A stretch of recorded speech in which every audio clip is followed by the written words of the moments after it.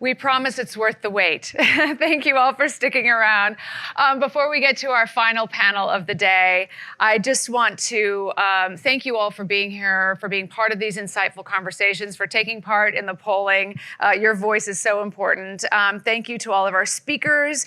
And, again, to all of you for being here for over the past 3 days. We've been talking about such incredible solutions, potential solutions to some of the world's biggest challenges. So these conversations are so enlightening and so important, and the networking continues after today. So I know you will enjoy your evening, but before we get to that, I want to introduce our final panel. This is called the Feeding the Future: Insights from Visionary Leaders on Putting Food at the Heart of a Better World. And we are so excited to have these fantastic two speakers with us today. They're going to talk about what they've learned over the years and why we should put food at the heart of creating a better world, one with new recipes for fighting hunger and a place at the table for everyone. So please welcome to the stage Dr. Raj Shah. He's president of the Rockefeller Foundation and former USAID administrator, and José Andrés, founder and chief feeding officer of World Central Kitchen and founder of the new Global Food Institute at George Washington University.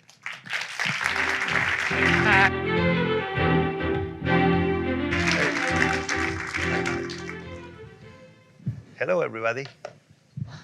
Hello, everyone. We're excited to be here with the Concordia community, and I'm excited to be here with, I think, one of the most inspiring and special people on the planet. I think you're going by the title of Chief Feeding Officer. I just heard that. I don't know why they gave me that title. But look at who is talking. I mean, a guy that when he's 36 is running the biggest humanitarian agency by any country in the world. I mean, I am. This is José's chance to chat, and I will say, we are very fortunate to have José with us, right? Because if you were to introduce José, you'd say he's a chef, you'd say he's built a great business, you'd say he's an extraordinary humanitarian, and I would just say, in addition to all of that, you're such an incredible change agent.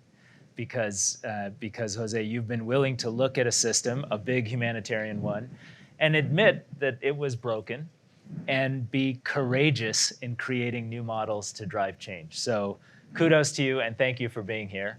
Oh, and I do have a first question for you. All right. You and I have been fighting hunger together and separately for many years. And in 2001, about 13 or so percent, almost 14% of the world's population was hungry. By 2015, it was 7.9%. Now it's back up to 9%, and all the estimates suggest in the next 5 to 10 years, it'll go beyond the 13% to 14, 15%. As the climate changes, we're looking at 1.4 billion people who are hungry compared to 700 some million today. When you look at that and you think about all that you've achieved in serving those who suffer and in motivating governments and communities to do more, what is your advice and your vision for how we prevent that catastrophe and how we really live up to your title, Chief Feeding Officer?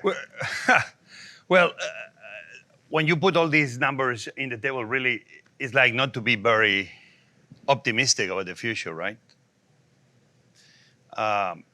We at World Central Kitchen, even I began helping feed people in Washington, D.C., joining DC Central Kitchen. If you don't know about it, go to dccentralkitchen.org. You're going to learn about the most fascinating organization that, in the process of feeding people, lifts up people out of, brings people out of being homeless, gives an opportunity to ex-convicts, and in the process feeds all the homeless and hungry population of a city. In the process, training people, creating jobs. Fascinating. That's how I began understanding the power of food to be an agent of change. World Central Kitchen was, in a way, inspired on that, but was more, the urgency of now is yesterday when we talk about food and water in an emergency. And I had the feeling that we were always way too slow. And I began creating a system that was, can we be quicker? And I think we've proven very often that we can be quicker. But we are only putting fingers to cover the many holes after an emergency, barely covering the holes.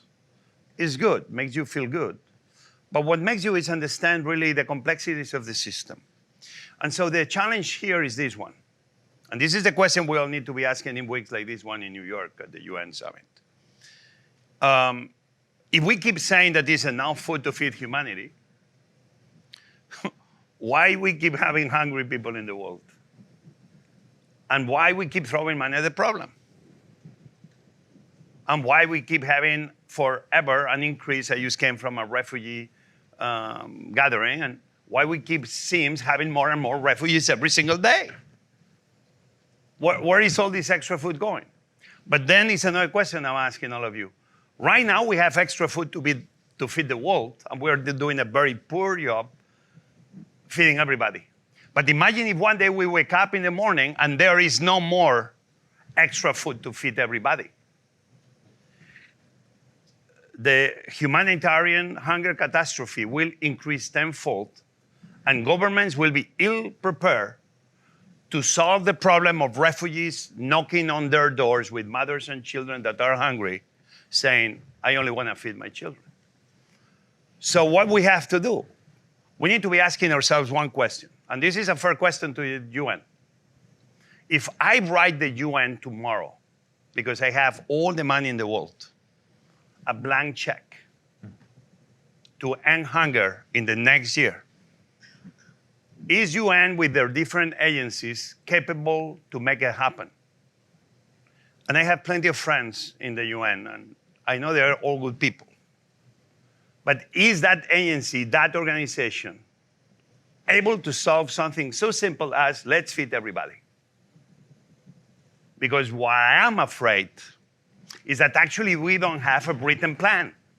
And when you don't have a written plan, like a business plan that says, if you give me that money, I will solve that problem, then governments will not invest. Individuals will not invest. Corporations will not invest. Foundations will not invest.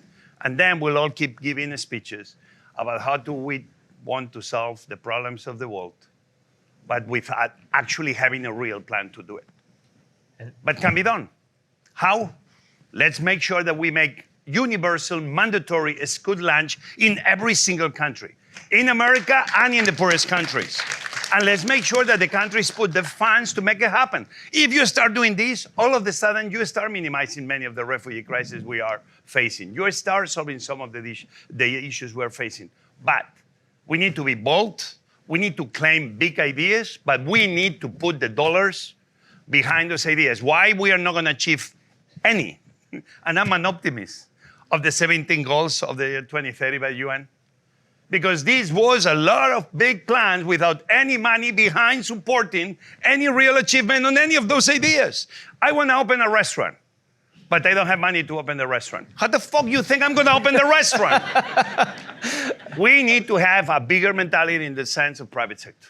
Until we don't put money behind the big ideas, there are big ideas that everybody claps, then we go home, and then year 2030, hey, let's accomplish them in 2050. Yeah, and then we all clap again, and then we'll all be all there. Say, we really try. No, we never try. We only claim and clap. We never put the money where our mouth was. So, Jose, I was just in Nairobi. You agree? Yeah, we all agree. Disagree. We all agree. Much better. But here's what I want to say. I was just in Nairobi, and I saw a school feeding program where, because, as you point out, they're providing more nutritious food, school attendance is up 150%. Girls are attending school. They're taking food back to their families. And for the first time, it's actually not just leftover grain, but a proper nutritional meal. There's 740 million school kids in the world. 410 million are in getting school feeding programs, but most are very low quality. And we estimate that it wouldn't be that expensive to actually just feed almost all those kids a nutritious meal. How should we do that? Where should we start? What are the lessons you've learned building these opening the local kitchens at times of emergencies? Because I want to do this differently than just giving away grain. So you know, for me to have a good teacher like him next to me, it's been great because he's a person that he's asking the question, but he already knows the answer. which is what makes him Well, an my amazing answer, leader. is the Jose Andres. It's like being book, next to, you so I know, want him to It's tell like, me what it is. I feel like being next to Yoda, you know, it's like, you know, but you know, and he's about to hit me, like, wrong answer. I'm like, shit, I knew it. So mainly World Central Kitchen, we are in the early days, hours and days of emergencies, but often in the early days, we were slightly more in development.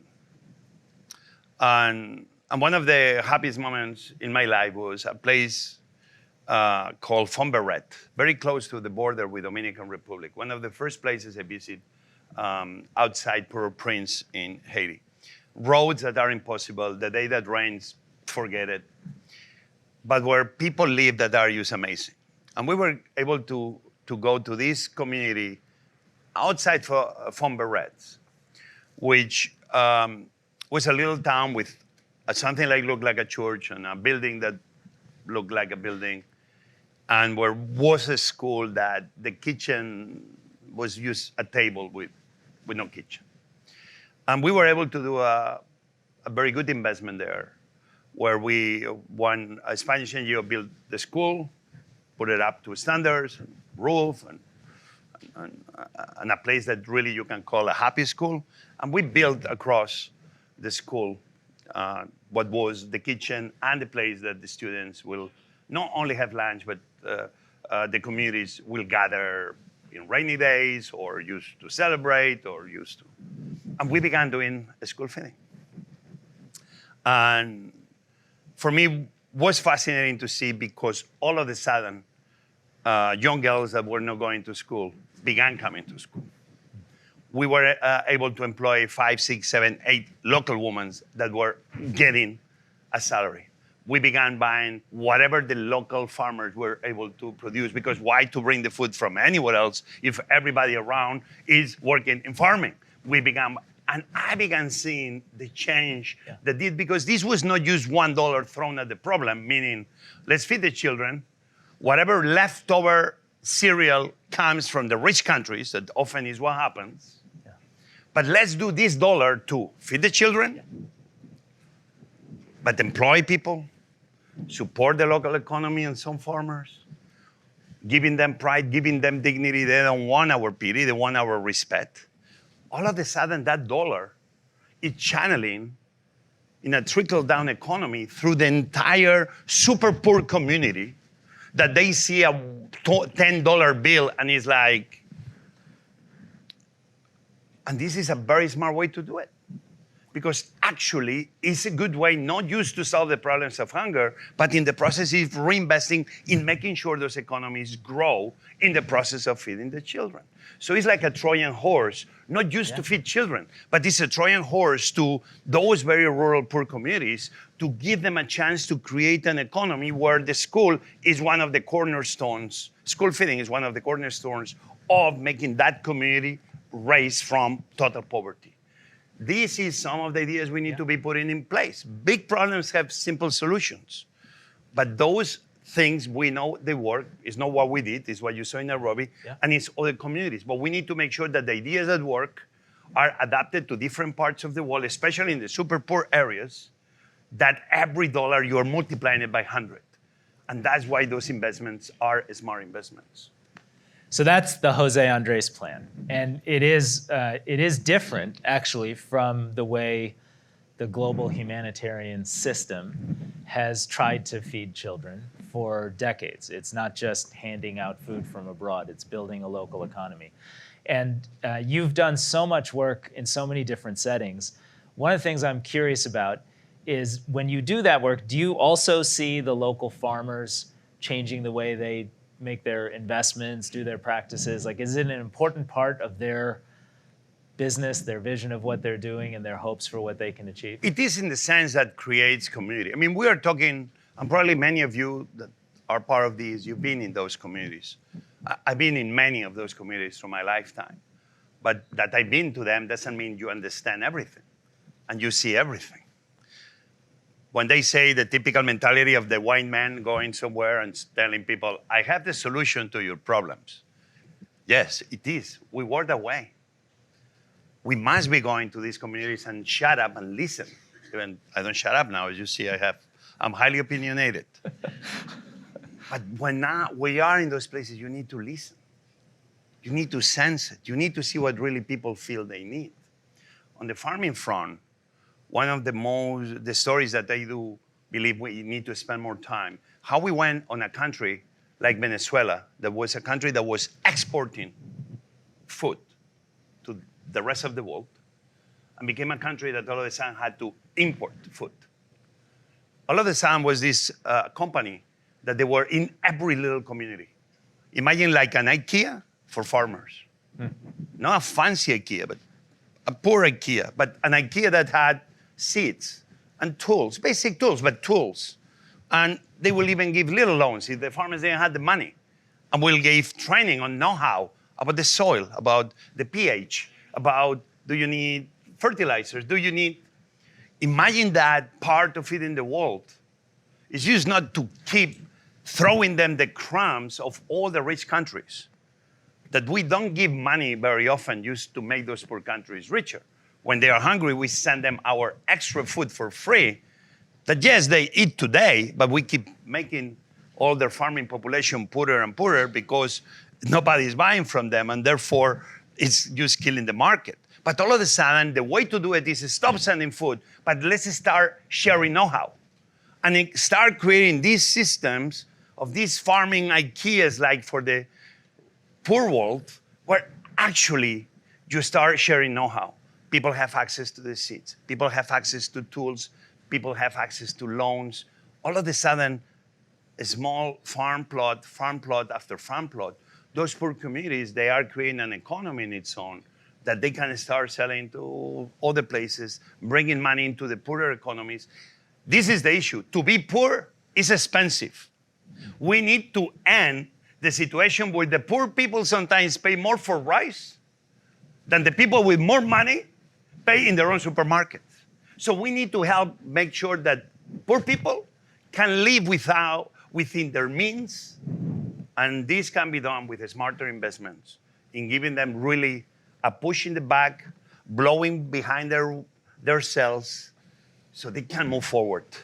Sometimes what we've been doing, we give them like an anchor, and they throw it, and that weight brings them down. We need to make sure that those communities can fly into hope, into opportunity, with smart ideas that actually they've been proven. But we need to put our words, our money where our words are, and start thinking very big. If not, my friends, 10, 20 years from now, I'll be here with a cane. And I tell you remember when I told you that, yeah, the same shit keeps happening today. I don't want that. I know you don't want that. So let's start doing the investment where the great ideas are. Let's you change the world with one simple idea that actually works. There's plenty of them out there. Let's identify them, and let's put all our efforts making sure that this is not just great ideas, but great solutions. So let's call that the José Andrés plan. It's different than the general tenor of what you hear about at the General Assembly, 40, 50 countries coming to New York in a debt crisis, 70 cents out of the dollar in Kenya or Ghana going to pay interest rate expenses right now. The private sector solution that Jose is describing is in fact the best path forward. And the sooner we get everyone to realize it, whether you won't want to call it the José Andrés plan, so we'll call it something else. But the sooner we get everyone to realize it and follow your example, the sooner we'll bring justice and hope and opportunity to those 700 million kids year after year after year. Everyone, what a treat to get to be with José Andrés. Let's give him a big round of applause. Thank you. Thank you, guys. Thank you, my friend. Bye, guys. Don't put money at the problem. Let's invest in the solutions. I mean it.